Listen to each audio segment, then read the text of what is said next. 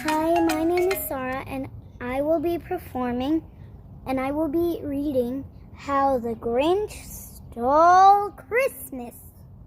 Grinch stole Christmas.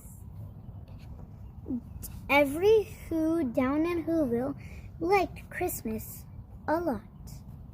But the Grinch, who lived just north of Whoville, did not. The Grinch hated Christmas. No, not the whole Christmas season. Now, please don't ask why. No one knows the reason. Could it be his head wasn't screwed on just right? Perhaps it could be that his shoes were too tight. But I think that the most likely reason of all may have been that his heart was 2 sizes too small. But whatever the reason, his heart or his shoes, he stood there on Christmas Eve, hating the Whos, staring down from his cave with a sour, Grinchy frown at the warm, lighted windows below in their town. For he knew every Who down in Whoville beneath was busy hanging a mistletoe wreath, and they're hanging their stockings. He snarled with a sneer. Tomorrow is Christmas, it's practically here. Then he growled with his Grinch fingers, nervously drumming. I must find some way to stop Christmas from coming. For tomorrow, he knew, Merry, Merry. All the Who boys and girls would break bright and early. They'd rush for their toys, and then oh, the noise, oh, the noise. That's one thing he hated, the noise. That seems like a lot of noise. The Who's, young and old, they'd sit down to a feast, and they'd feast, and they'd feast, and they'd feast. They would feast on Who pudding, and wear a Who roast beast, which was something the Grinch couldn't stand in the least. Merry. And then they'd do something. Every Who down in Whoville, the tall and the small, they'd stand close together with Christmas bells ringing. They'd stand hand in hand, and the Whos would start singing. And they'd sing, and they'd sing, and they'd sing. And the more the Grinch thought of this Who Christmas sing, the more the Grinch thought, I must stop this whole thing. Why, for 53 years I've put up with it now. I must stop this Christmas from coming. But how? And then he got an idea, an awful idea. The Grinch got a wonderful, awful idea. I know just what to do, the Grinch laughed in his throat, and he made a quick Santa Claus hat and a coat. He chuckled and clucked. What a great Grinchy trick, he said with his coat and his hat.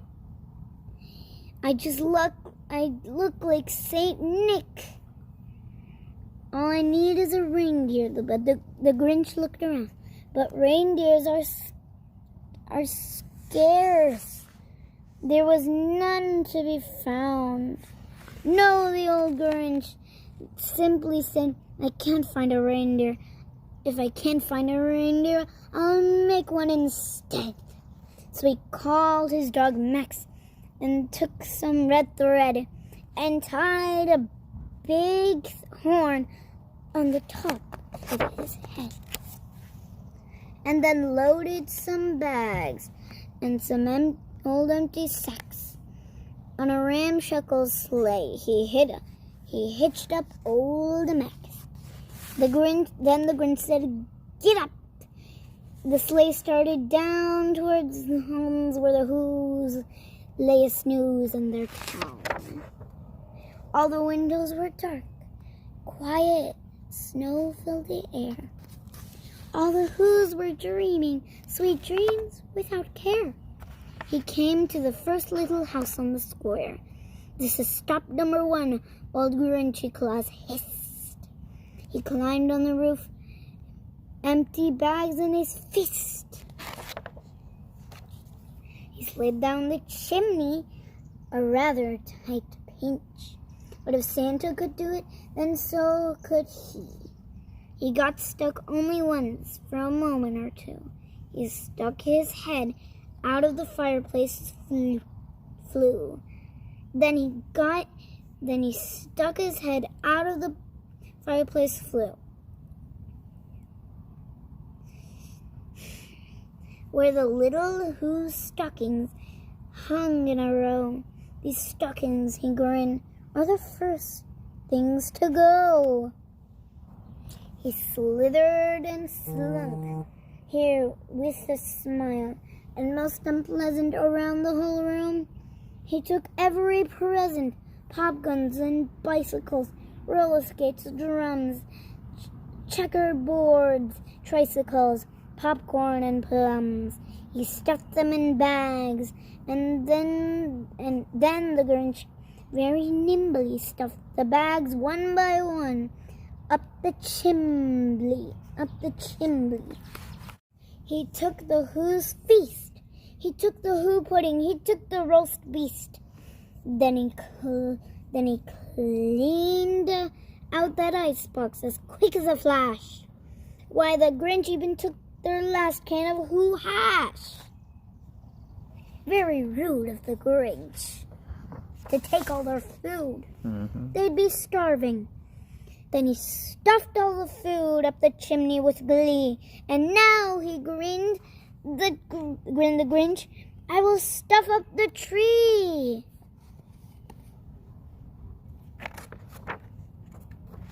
He grabbed the tree and started to shove, when he heard a small sound like the coo of a dove. He turned around fast, and he saw a small Who, little Cindy Lou who was not more than 2. The Grinch had been caught by this tiny Who daughter, who'd got out of bed for a cup of cold water. She stared at the Grinch and said, "Santa Claus, why are you taking our tree?" "Why?" But you know that old Grinch, he was so smart and so slick. He caught up a lie and he thought it up quick. "Why, my sweet little tot," the fake Santa Claus lied, "there's a light on this tree that won't light. So I'm taking it home to my workshop, my dear, and I'll fix it up there. I'll bring it back here." And his fib fooled the child. Then he patted her head and got her a drink, and he sent her to bed. Cindy Lou Who went to bed with her cup. He went up the chimney and stuffed the tree up. This Grinch has no respect for Christmas. The last thing he took was a log for the fire. He went up the chimney himself. Oh, the old liar. On the walls he left nothing but some hooks and some wire. He left one speck of food that he left in the house was a crumb that was even too small for a mouse. Then he did the same thing to the other Who's houses, leaving crumbs much too small for the other Who's mouses. It was 1/4 dawn, and the Who's still abed, all the Who's still snooze, when he packed up his sleigh, packed it up with their presents, the ribbons, the wrappings, the tags, and the tinsels, the trimmings, and the trappings.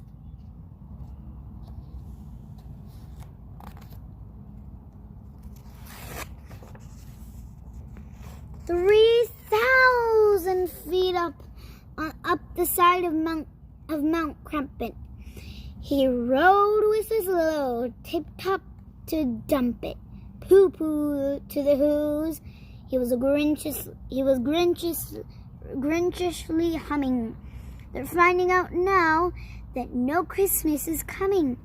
They're just walking up. I know what they'll do. Their mouths will hang open like a minute or two. Then the whoos down in Whoville will all cry, boo-hoo. That's a noise, cried the Grinch, that I simply must hear. And he heard a sound rising over the snow. It started low, then it started to grow. But the sound wasn't sad. Why, the sound is merry. It couldn't be so. It was merry very. He stared down at Whoville. The Grinch popped open his eyes. Then he shook. What he saw, it was a shocking surprise. Every who down in Whoville, the tall and the small, was singing without any presents at all. He hadn't stopped Christmas from coming. It came. Somehow or another, it just came the same. And the Grinch, with his Grinch feet ice cold in the snow, stood puzzling and puzzling. How could it be so? It came without ribbons, it came without tags, it came without packages, boxes, or bags. He puzzled 3 hours, still puzzled, till his puzzler was sore. Then the Grinch thought of something he hadn't before. Maybe Christmas, he thought, doesn't come from a store. Maybe Christmas, perhaps, means a little bit more. What happened then? Well, in Whoville, they say that the Grinch's small heart grew 3 sizes that day. And the minute his heart didn't feel so quite tight, he whizzed with his load through the bright morning light. He brought back the toys and the food for the feast. And he himself, the Grinch, carved the roast beast.